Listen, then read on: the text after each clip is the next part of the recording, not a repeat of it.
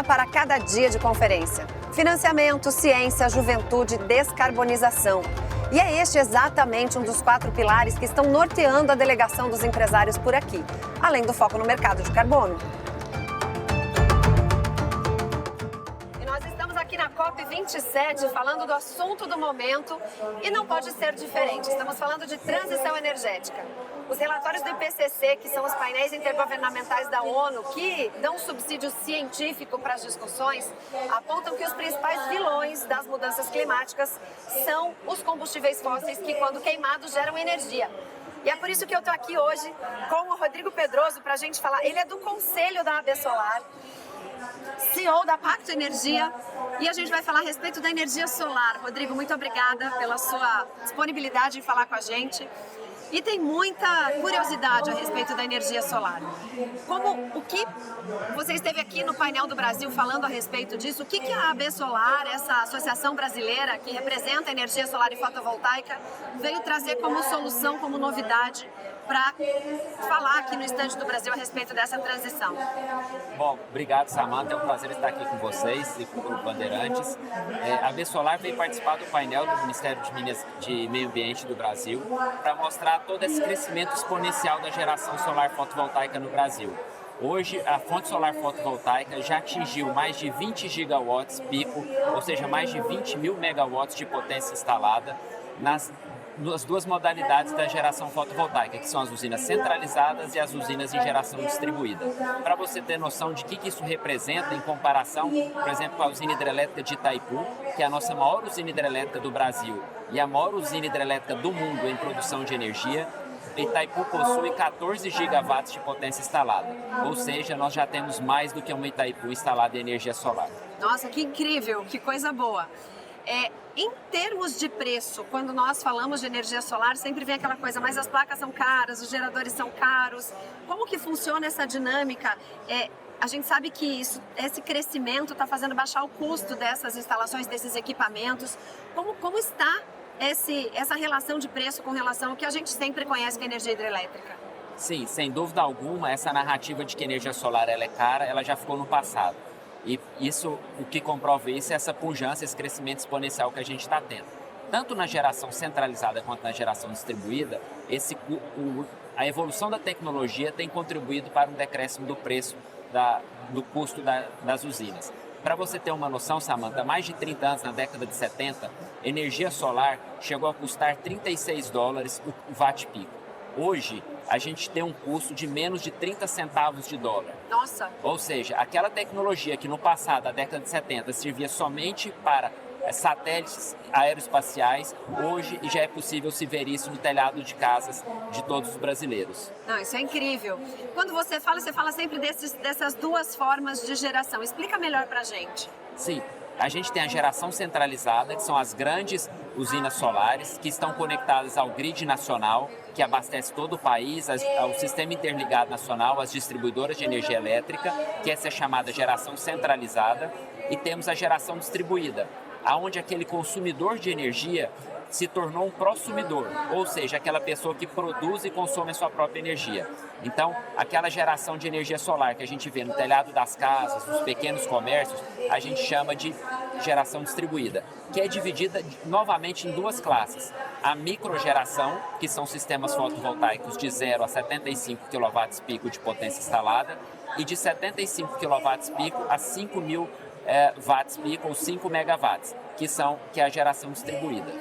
Já existe, Rodrigo, uma cultura de autogeração de energia para quem consome bastante? Isso faz diferença na vida das empresas, das indústrias, das fazendas?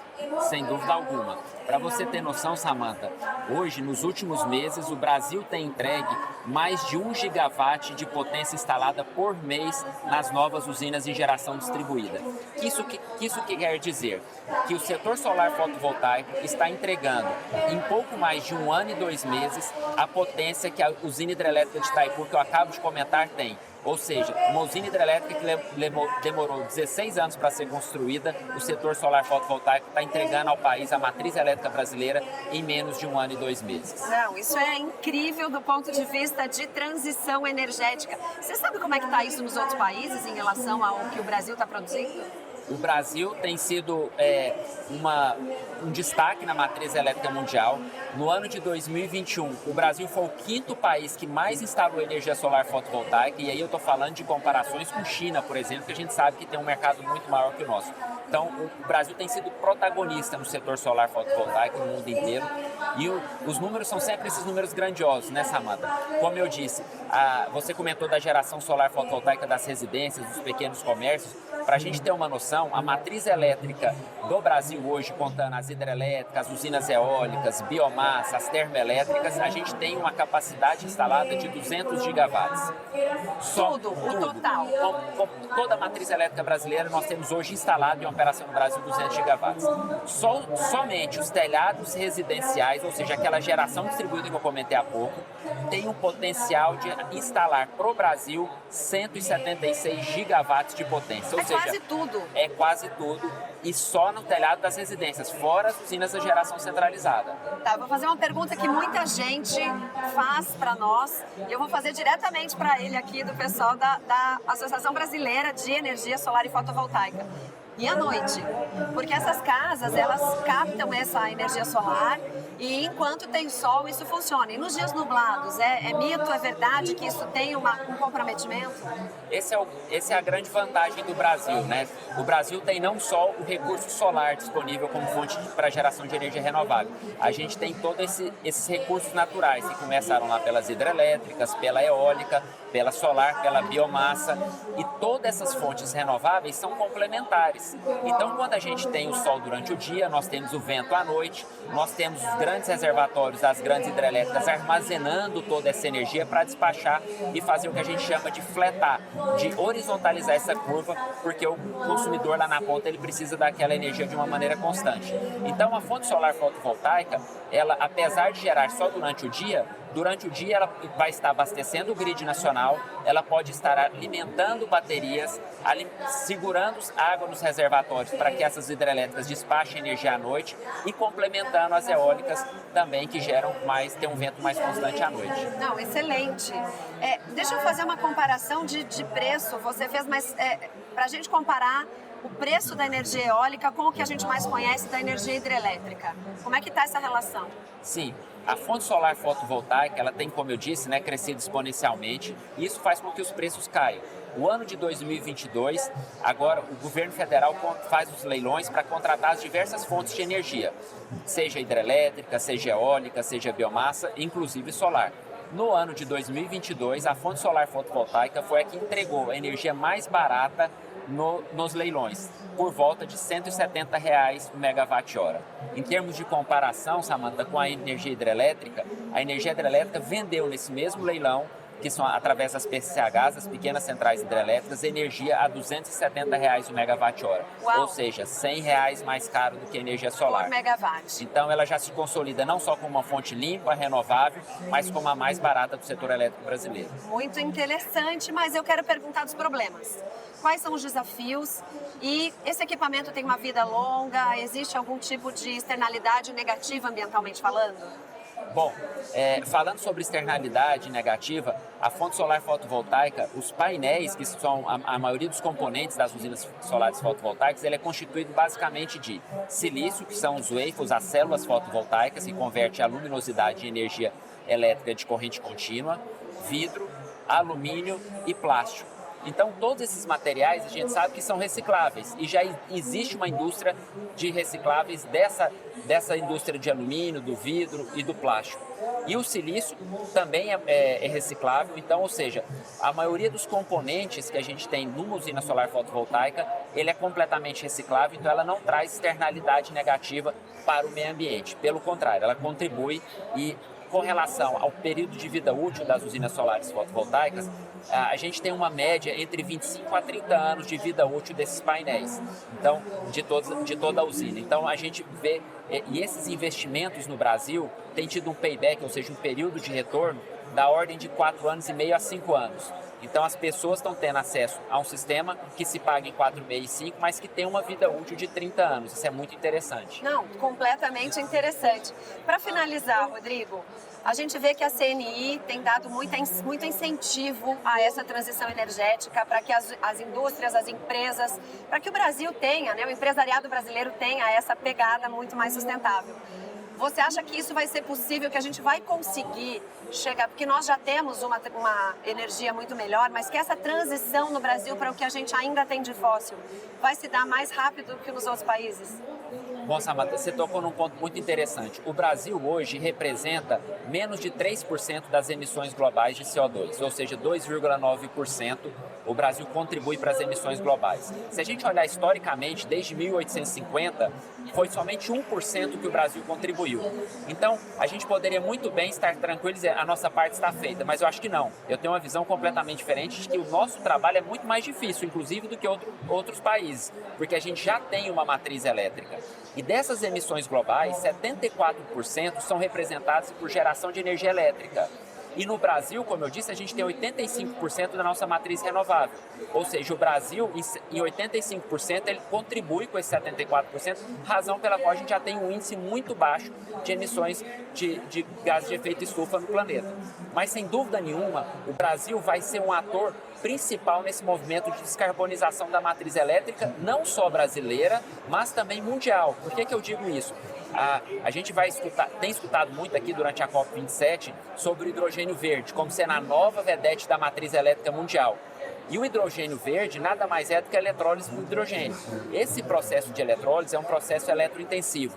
Para que esse hidrogênio seja verde, as máquinas, essas indústrias de eletrólise têm que ter geração de energia por fontes renováveis. Não adianta ter um carro elétrico que carrega na tomada e a fonte é carvão, né? Exatamente.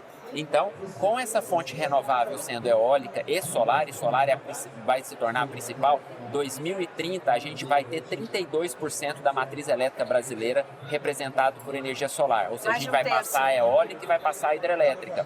Então, com certeza, o Brasil vai ter, e a energia solar fotovoltaica vai ter um papel fundamental na descarbonização, não só do Brasil, mas exportando energia através do hidrogênio verde para o mundo inteiro. Ou seja, o Brasil, que já tinha uma matriz elétrica extremamente renovável, agora começa a poder exportar sua energia renovável para o mundo inteiro através da tecnologia do hidrogênio verde. Animadora essa conversa, Rodrigo. Muito obrigada, boa sorte. Estamos juntos nessa transição. E nós aqui da COP27 falamos, o Brasil realmente é protagonista nas questões de descarbonização da economia. Provamos aqui, a transição energética vem aí.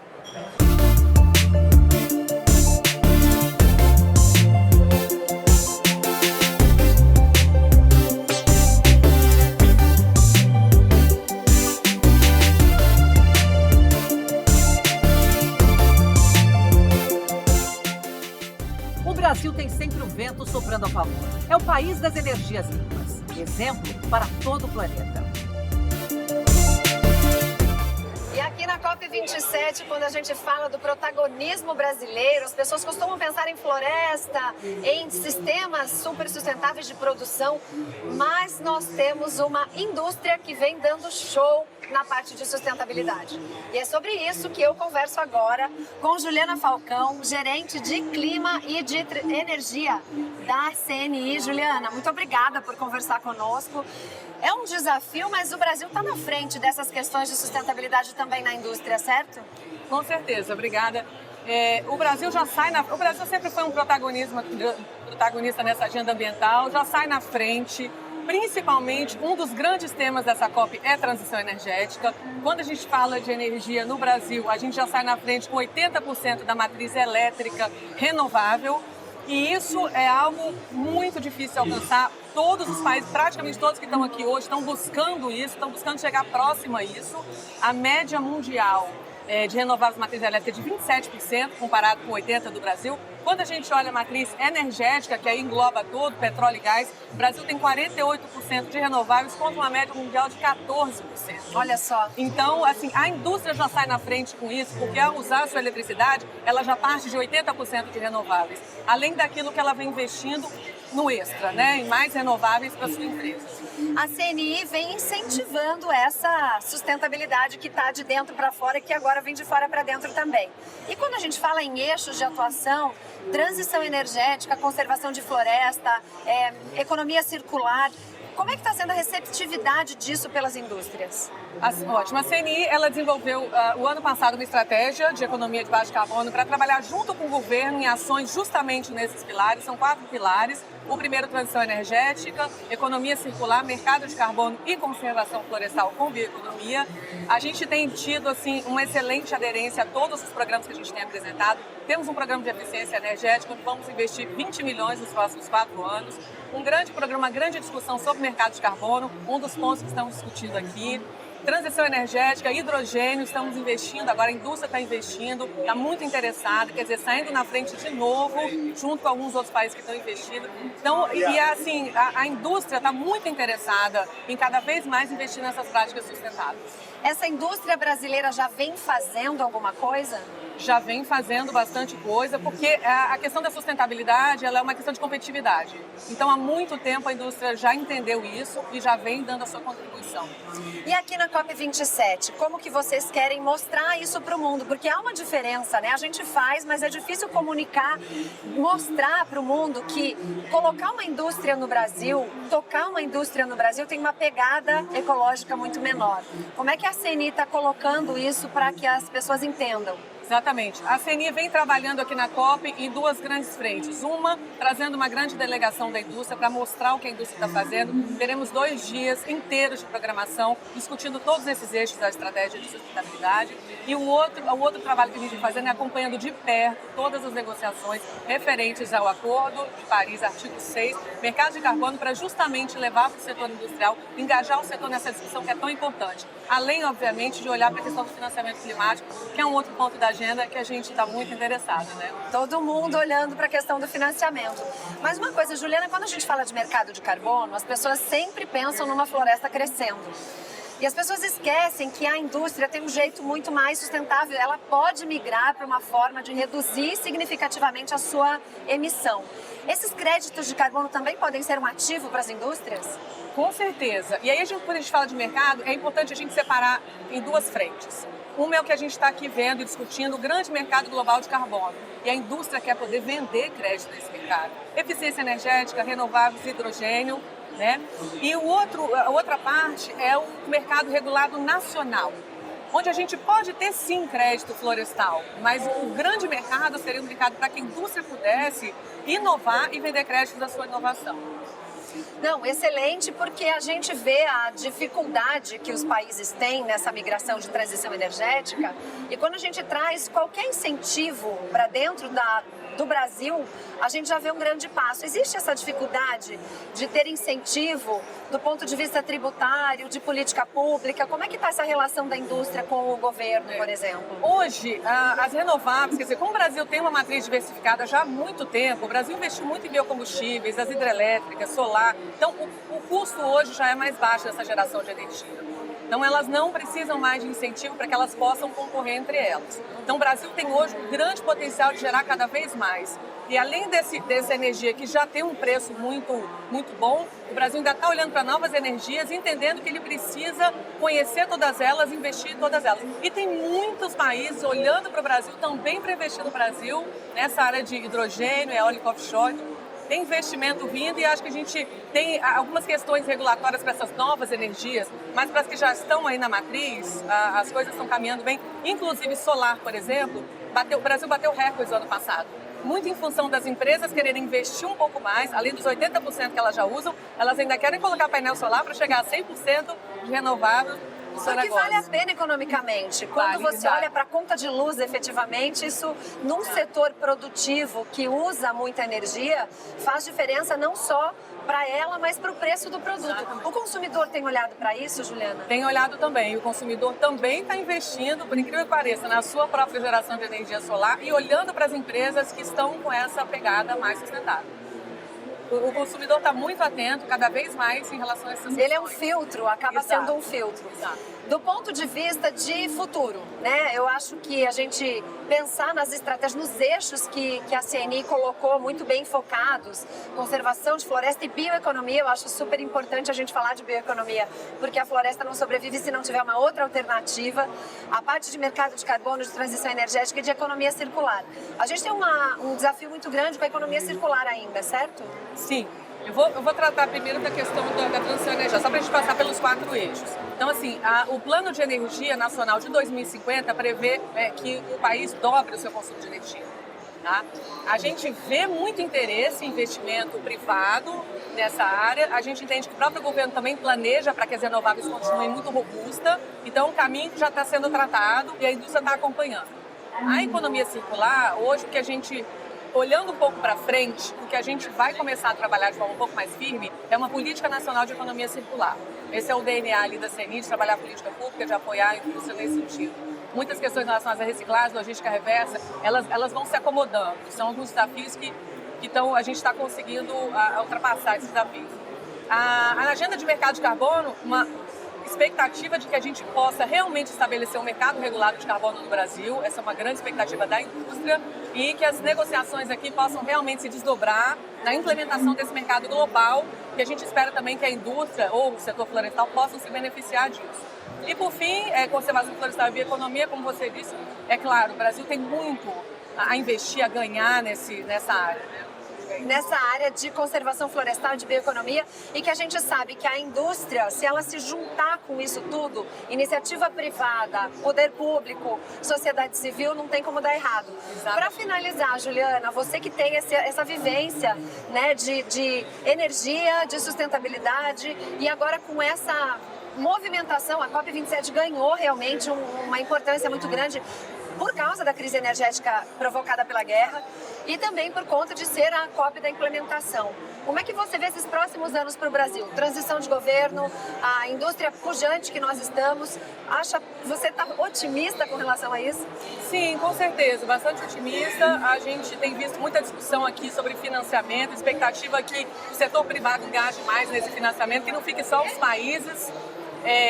Algumas expectativas de que a agenda de conservação florestal ela venha de forma mais forte e a gente precisa também de um plano nacional de implementação da NDC para que a indústria possa entender exatamente o seu papel dentro dessa agenda e trabalhar junto com o governo para que a gente possa construir junto. Hoje, não se trabalha mais de forma separada, não tem mais ação concreta sem que o setor privado esteja junto com o governo traçando essas ações e implementando. Exatamente. Olha, Juliana Falcão, COP27, a COP da implementação e o Brasil como parte da solução.